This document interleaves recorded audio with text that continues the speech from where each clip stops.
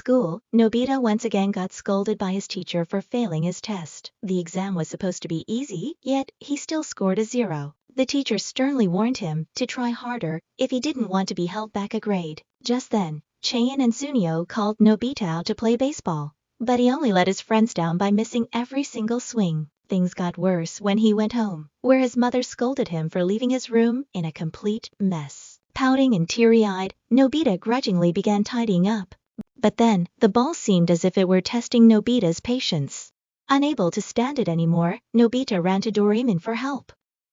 Meanwhile, far out in space, an invisible force was sweeping away every satellite it touched. A scientist looked on in despair, realizing the asteroid's orbit was nearly impossible to alter. Without a solution, Earth's days were numbered. In the middle of all this, Nobita had one wish: to possess real magic. Only then could he do everything with his own hands. But Doraemon firmly reminded him that magic was nothing more than superstition. At that moment, the whole house suddenly shook. A statue suddenly fell through Nobita's roof.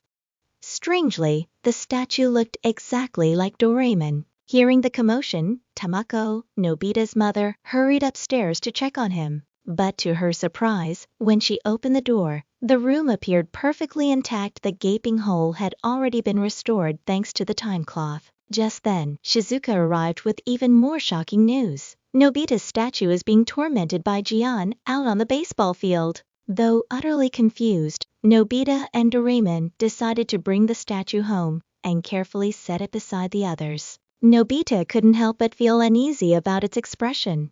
The statue looked as if it were frightened of something. He even swore he saw beads of sweat trickling down its face. But when he brought Doraemon to see the statue, a sudden downpour swept in, erasing any doubts. That night, a loud noise downstairs woke Nobita and Doraemon, forcing them to investigate. Doraemon noticed the door had been left open, while Nobita spotted a strange shadow. A crack of thunder boomed, making both of them jump in fright. Mr. Nobi and Mrs. Tamako also woke up. Mrs. Tamako even mistook the statue for Nobita himself. Both kids tried to explain that they had dragged the statues to the backyard earlier, but Mr. Nobi assumed it was just another prank and ordered them to remove the statue from the house. Still, Nobita noticed something strange. The statue's posture had clearly changed since the afternoon, so the two decided to hide the statues inside Doraemon's magic pocket. Even so, Nobita couldn't fall asleep, overcome by a restless sense of worry. Doraemon advised him to think of happy things to ease his stress, but for Nobita, happiness meant only one thing: having magic powers. Right then, Doraemon suddenly suffered a sharp stomachache. He hurried into the time machine to return to the future. Strangely enough, the moment he arrived, the pain disappeared. Doraemon insisted that Doraemon go for a regular health checkup, but Doraemon ran away and escaped back to the past. Although Nobita worried about Doraemon, his desire for magic kept gnawing at him. Finally, he came up with an idea. As soon as Doraemon returned, Nobita suggested they use the what if phone booth to transform their world into one of magic. After the bell rang, Nobita was overjoyed. His wish had come true. From now on, they could do anything with magic. But after waving his hands and chanting spell after spell, with no effect at all, Nobita started grumbling that Doraemon's gadget was a fake. Exhausted, the two finally gave up and decided to rest. Meanwhile, a mysterious force revealed itself. Fearing the potential power of Nobita's group in the future, it sent down a woman named Medusa to Earth to investigate. The next morning, Doraemon could hardly believe his eyes.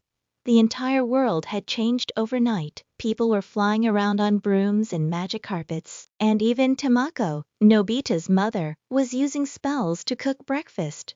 But even in this world of magic, Nobita was still as hopeless as ever. At school, subjects were taught through spells, but Nobita couldn't master even the simplest incantation. Even baseball now used magic to make the game more exciting.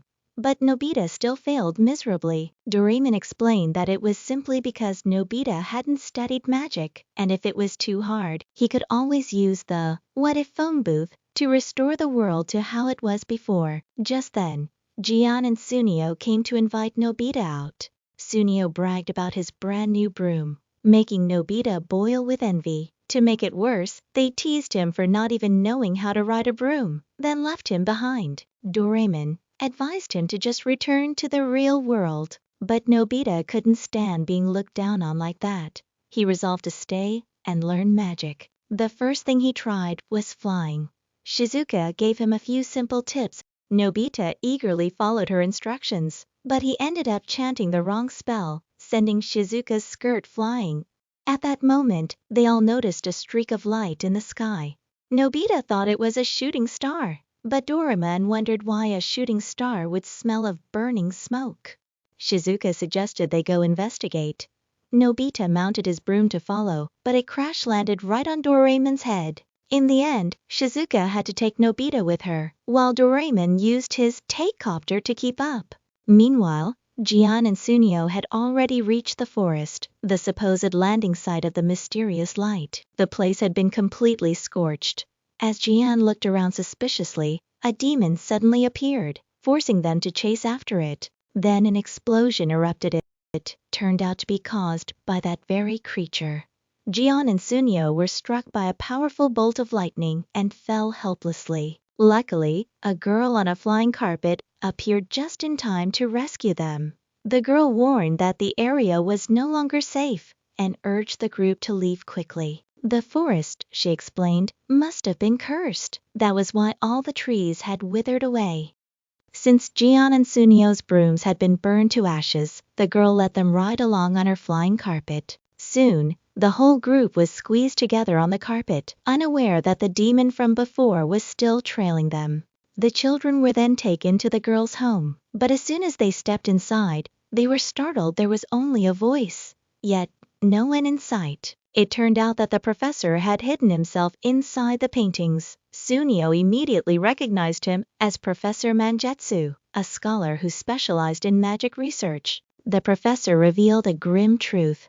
The recent incidents proved that Earth was under threat. People believed demons no longer existed, but through an ancient manuscript, he had discovered something terrifying long ago. Some humans had actually learned magic from demons. That was why magic existed in the world today. But the demons themselves came from another place, a sinister world known as the planet of the underworld. According to the texts, Earth once orbited close to that planet, and the demons had always sought to destroy humankind. Unfortunately, Earth was once again drawing dangerously close to the planet of the underworld. What troubled the professor most was that no one else could understand or believe him. The only person who had, in the past, was his wife, but she had resorted to forbidden sorcery in order to save their daughter, Miyoko. Once a pact is made with demons, the price is unbearably high. Indeed, his wife had lost her life in exchange for Miyoko's. Everyone grew uneasy, realizing they had to find a way to defeat the demons. The professor then brought out an old scroll that revealed the demon's weakness, along with detailed records about the underworld planet. However, the writing was in an ancient script that was nearly impossible to decipher. Doraemon quickly pulled out his translation toast, allowing the professor to finally understand the text. Later, back at Nobita's house, Doraemon decided it was time to return the world to normal. But to his dismay, Tamako had already thrown the old, battered, what-if phone booth into the trash. When Nobita and Doraemon rushed to retrieve it, they found the booth smashed beyond repair. They were now trapped in the world of magic. Meanwhile, the looming image of the underworld planet grew larger and larger in the sky, signaling its imminent approach to Earth. After a full day of tireless study, Professor Mangetsu finally pinpointed the location of another ancient manuscript. Just then, the chilling growls of demons echoed from the forest outside, sending shivers down their spines. The guardian statue was instantly blasted to pieces, followed by the sudden appearance of Medusa, standing menacingly atop the roof. Her eyes locked unyieldingly on Miyoko's pendant, as though it contained something of great importance.